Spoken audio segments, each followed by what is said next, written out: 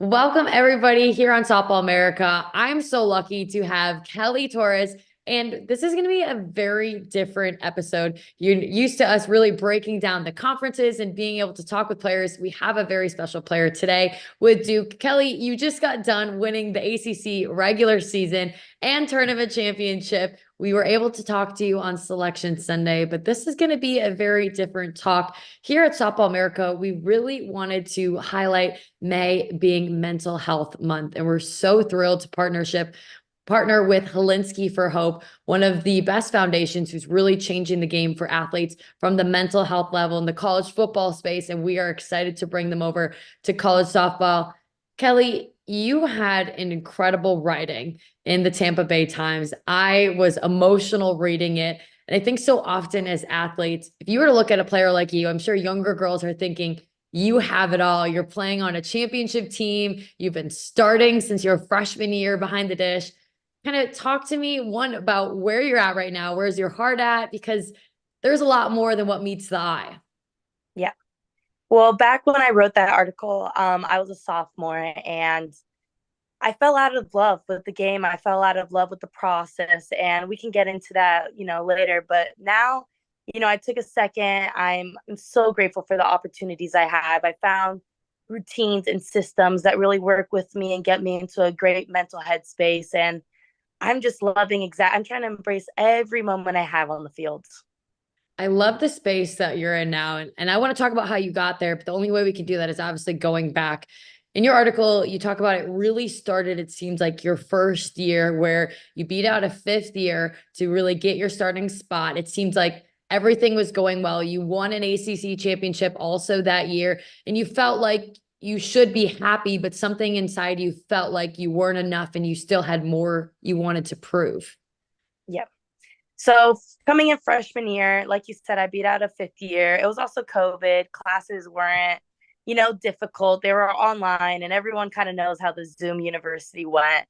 And coming for sophomore year, I was like, okay, I need to be better. I need to be more. And I put this immense amount of pressure on myself to just outperform what I did my freshman year. And quite honestly, that kind of did the opposite. I expected perfection in everything. And I was pursuing a major at the time. And so all my neuroscience classes were all in person. And I was just kind of like thrown into the world, like out of there. And, I had toxic relationships and there's just so much. And I just felt like every part of my world was crumbling down. And I felt like I was fighting day in and day out just to be there and, go to practice and go to lift. And those days were just so draining. So the change for you, it really seemed like, is when you were able to open up to the people who love you the most, your family and the rest of your support system. But for a lot of people, that's a really scary conversation because these people love you. And the last thing you want to do is to feel like you let them down for feeling some certain type of way. How did you build up the courage to be able to share it with them? And for anyone who's maybe wondering and wants to take that next step?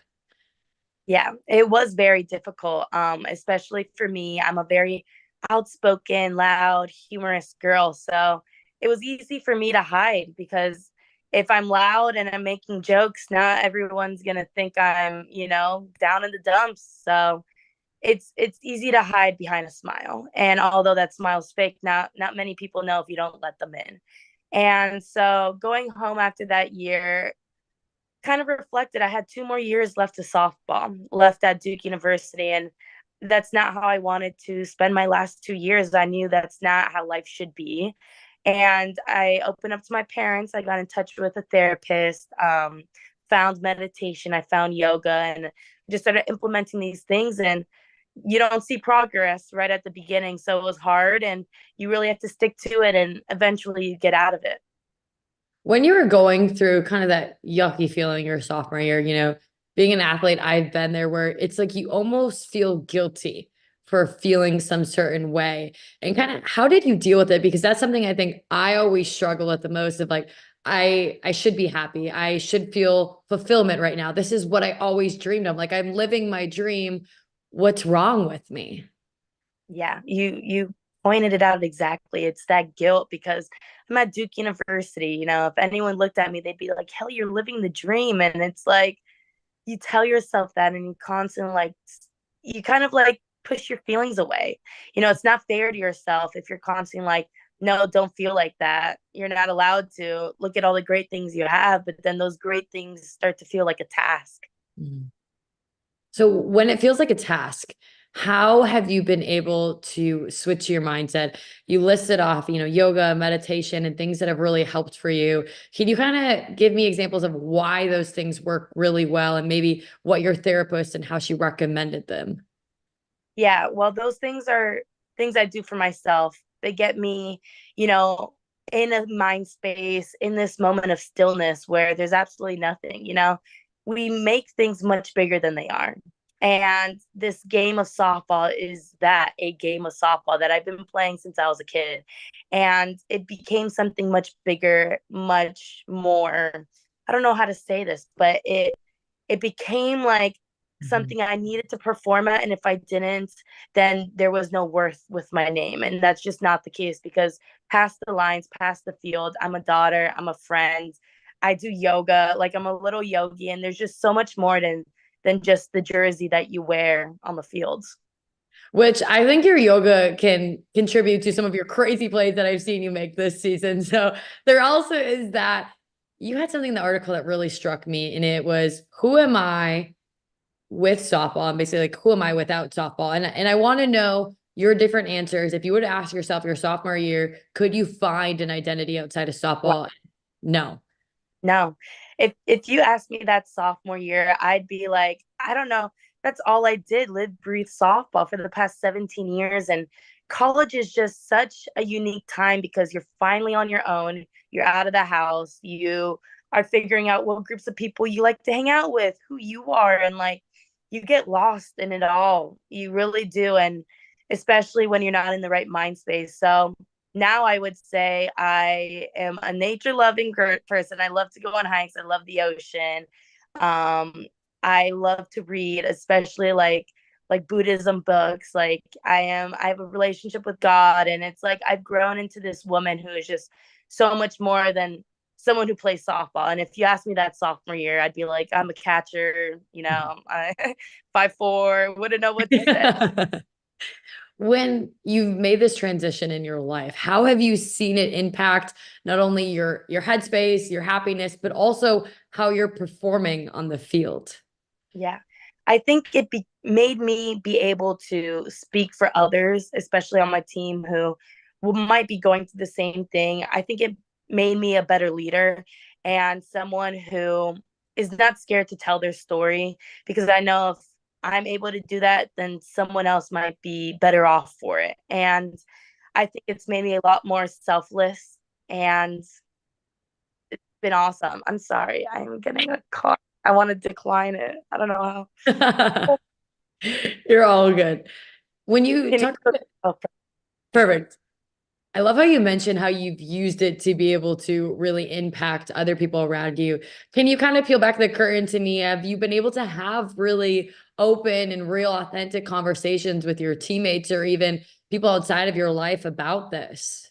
Yeah, after I wrote that article, I got so many letters sent to me from so many people. Like there was a Cornell coach that wrote a long letter to me, and it was crazy how many people I impacted with that one article I published. And since then, Morgan's Message is another mental health program that started here on Duke Women's Lacrosse, and we've been able to partner with them, and it's just being able to spread the word.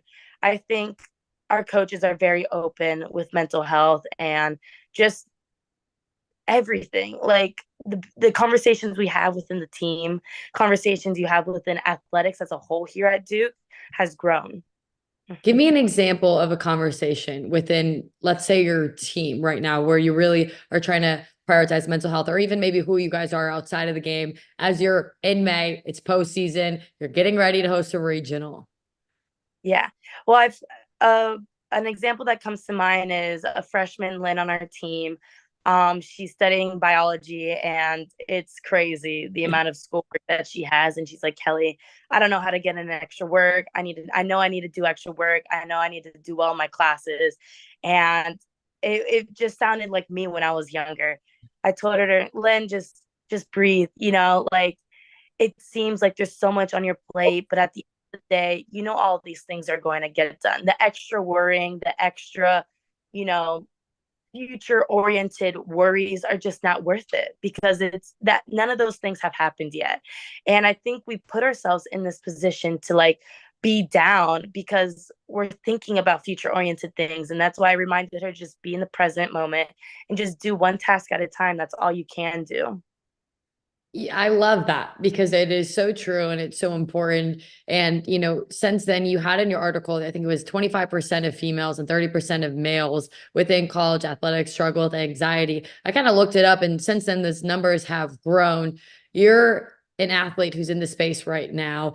What do you think really could be added to athletic departments who maybe don't have those conversations that you're having? A suggestion for a coach or a player wanting to bring something to her team, anyone who's listening that says, how could I just try to make my space a little bit better and safer?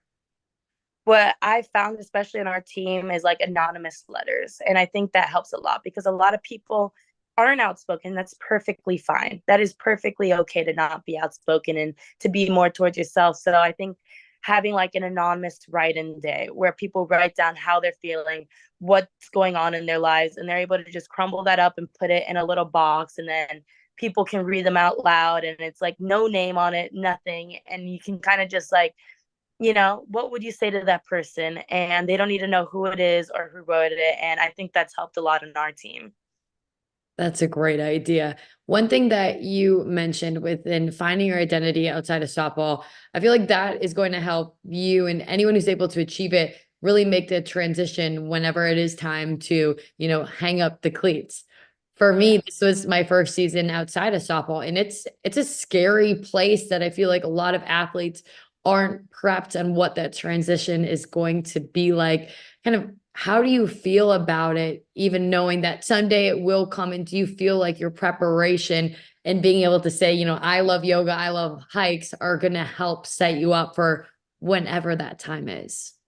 Yeah, it will. And especially with having so many alumni friends and people who have also gone into the real world, I've learned that you can't go through things alone and that it takes a village, it takes a family. And that's what softball is. This team is my family, it is my village. And so I have so many people to lean on.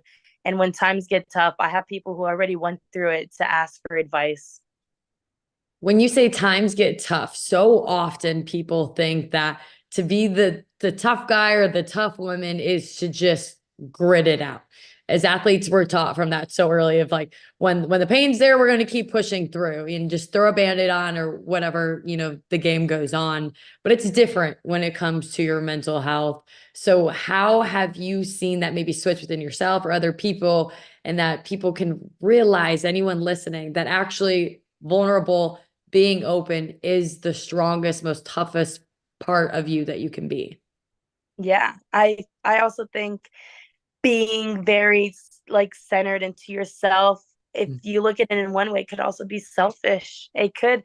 And like being so open allows others to feel what you're feeling and also know that they're not alone because we lie to ourselves if we say that everyone has it figured out because no one does. And I think seeing it in that way of like everyone has their problems, everyone has their worries, their own thoughts, like no one's perfect, no one has it figured out, has helped me just like, hey, this is my problems, this is what's on my chest. And although some people might not say theirs, I know they got their own. So I think this moment and this path through life and college has prepared me just for adversity to come.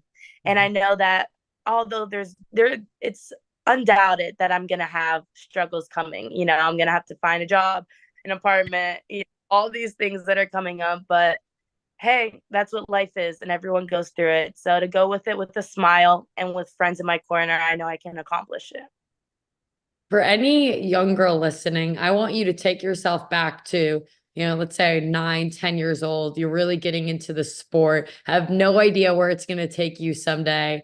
What would you tell that younger version of yourself, maybe now with a little bit more love and wisdom of what this game will bring you? Yeah.